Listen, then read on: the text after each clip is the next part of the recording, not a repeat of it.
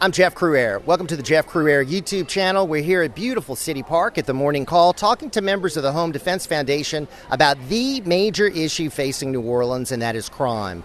An election is coming up. 18 candidates are running, and we're asking the members, what do they want to hear from these candidates running for mayor? What are their platform positions on crime? And how do they feel about controversial policies such as stop and frisk? If we don't do anything about the crime problem, the future of New Orleans could be imperiled. Now is the time to act, and this election is the perfect opportunity. We're out here at City Park at the beautiful Morning Call. We're visiting with Gage. How you doing? Hey, Jeff. I'm doing good. How are you? Good. Gage, we have a mayor's race coming up, and what would you say is the most important issue facing the city?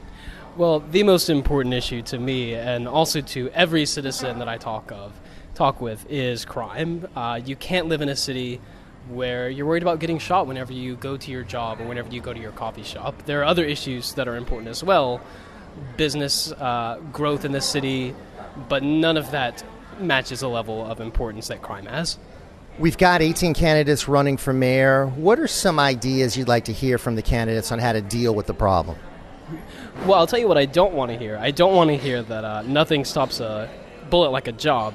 I want to hear people talk about the criminal justice system and how it is set up to let people who are repeat offenders that have a rap sheet long enough to reach the bottom of Lake Pontchartrain go back into society and commit more crimes. So I guess that would be the biggest issue that I'd like to see them address.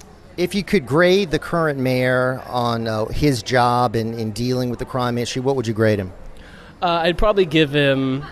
I'd be kind and give him a D. And I think he realizes that, like in the past few months, he's given a renewed focus to crime that he hasn't had for his entire administration. And so I think he'd give himself the same grade.